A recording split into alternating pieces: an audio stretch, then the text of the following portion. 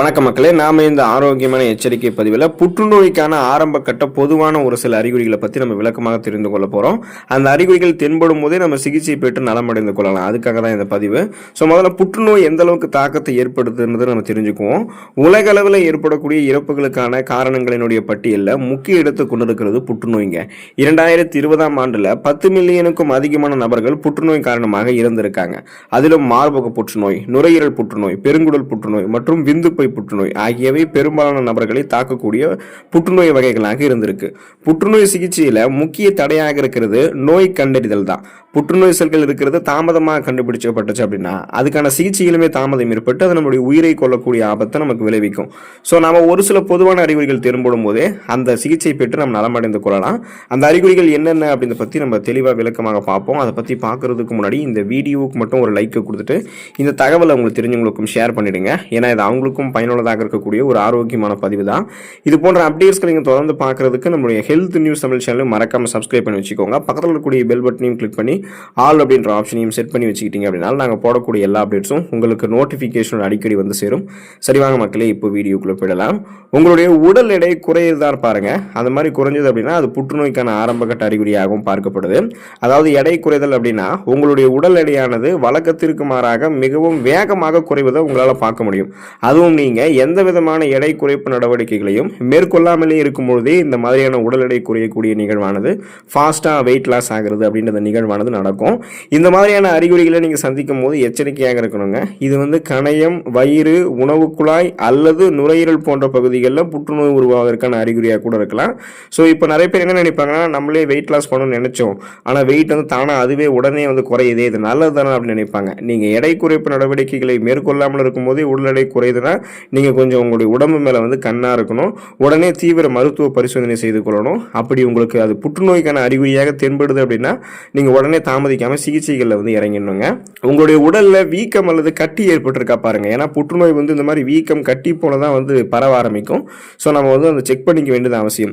உடலில் ஏதாவது ஒரு பகுதியில் வீக்கம் அல்லது கட்டி ஏற்பட்டுச்சுன்னா அதை நீங்க கண்டுகொள்ளாமல் விட்டுறக்கூடாது. வயிறு, மார்பகம் போன்ற இடங்கள்ல புற்றுநோய் காரணமாக கூட கட்டிகள் ஏற்படலாம். எனவே இந்த மாதிரியான கட்டிகள் உங்களுக்கு நீண்ட நாட்களுக்கு இருந்துச்சுன்னா உடனே நீங்க மருத்துவரை அணுக வேண்டியது ரொம்ப ரொம்ப நல்லதுங்க. ரொம்ப கவனமாக இருக்கணும். நீங்க இந்த உடலில் ஏற்படக்கூடிய வெப்பம் காரணமாக ஏற்படக்கூடிய சூட்டு கொப்பளங்கள், கொழுப்பு கட்டிகள் அந்த மாதிரிலாம் நீங்க நினைச்சிடாதீங்க. வீக்கம் ஏற்பட்டிருக்குன்னா நீங்க சாதாரணமா விஷயமா நினைச்சிக்காதீங்க. அதுமே ஒரு பெரிய நோய்க்கான ஆரம்ப கட்ட அறிகுறியாக கூட இருக்கலாம். எதுக்குமே கவனமாக நீங்க தீவிரமாக மருத்துவரை அணுகுவது ரொம்ப ரொம்ப நல்லதுங்க. தொடர்ந்து இருமல் உங்களுக்கு ஏற்படுதா பாருங்க. அந்த மாதிரி ஏற்பட்டிருந்ததுன்னா அதுவுமே புற்றுநோய்க்கான ஆரம்ப கட்ட அறிகுறியாக பார்க்கப்படுதுன்றதை நீங்க தெரிஞ்சுக்கோங்க. தொடர்ந்து இருமல் இருப்பது அப்படின்றது பல நோய்க்கான அறிகுறியாக கூட இருக்கலாம். மார்பில் அதிகமாக சளி இருப்பதால் கூட தொடர் இருமல் ஏற்படலாம், அது உண்மைதான். ஆனா உங்களுக்கு 3 வாரங்கள் ஆரம்பிச்சு 4 வாரங்கள் வரைக்கும் தொடர்ந்து இருமல் பிரச்சனை இருக்கு அப்படின்னா அது ஒரு மோசமான நோய்க்கான அறிகுறியாக கூட இருக்கலாம். அது புற்றுநோய்க்கான அறிகுறியாக கூட இருக்கலாம்.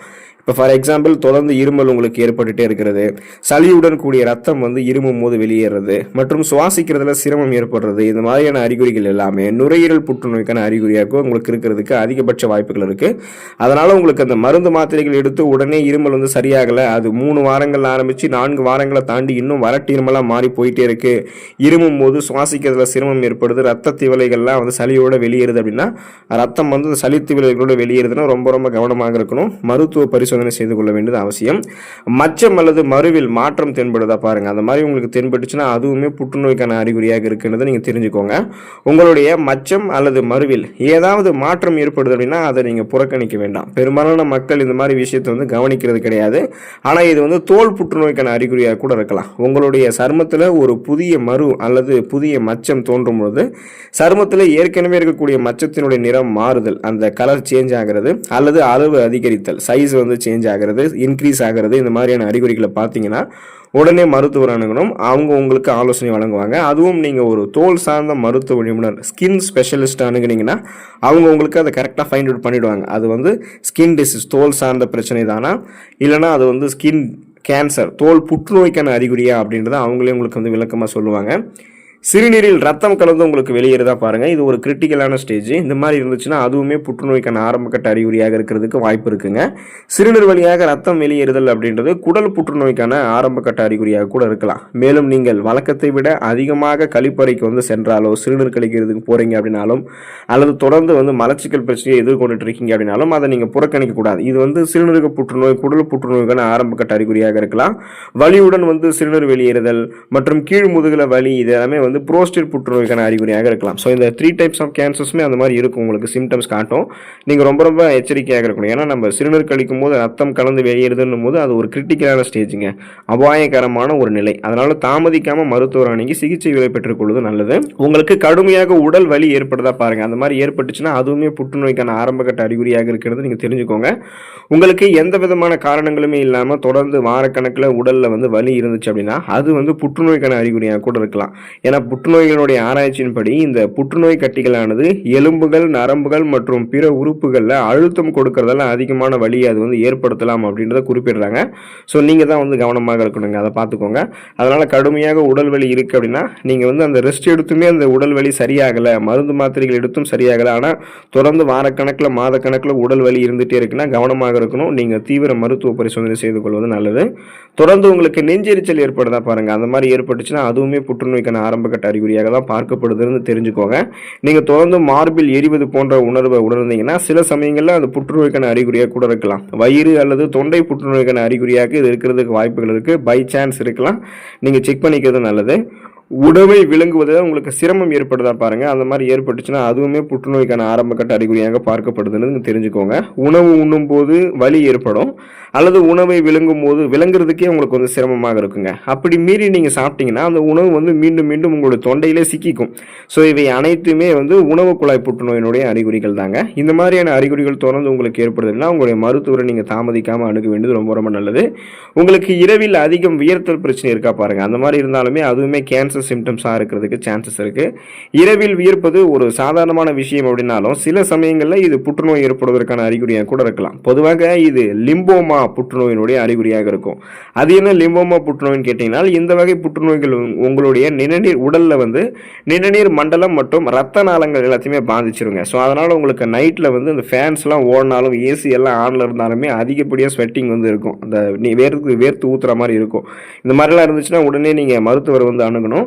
ஸோ இப்போ குறிப்பாக நீங்கள் தெரிஞ்சுக்கொள்ள வேண்டிய விஷயம் என்ன அப்படின்னா, இப்போ குறிப்பிட்டிருக்கக்கூடிய அறிகுறிகள் எல்லாமே உங்களுக்கு ஏற்பட்டுச்சு அப்படின்னா நீங்கள் என்ன பண்ணக்கூடாது ஃபர்ஸ்ட் அப்படின்னா, பயப்படக்கூடாதுங்க, பீதி அடையக்கூடாது. நீங்கள் என்ன பண்ணணும் அப்படின்னா உடனே தாமதிக்காமல் மருத்துவரை அணுகி அது புற்றுநோய்க்கான ஆரம்பகட்ட அறிகுறி தானா அல்லது வேற ஏதாவது ஒரு நோய்களுக்கான அறிகுறியா அப்படின்றத நீங்கள் தெரிஞ்சுக்கணும். இந்த மாதிரியான அறிகுறிகள் எப்போதுமே புற்றுநோய்க்கான அறிகுறியாக இருந்தே தான் ஆக வேண்டும் அப்படின்றது அவசியம் இல்லை. ஆனால் அரிதாக சில சந்தர்ப்பங்களில் இவை புற்றுநோயான அறிகுறியாக இருக்கும்பொழுது இந்த அறிகுறிகளை உதாசீனப்படுத்தாமல் உடனே நீங்கள் சிகிச்சைகளை மேற்கொண்டு நலம் பெற்றுக்கொள்ளுங்க.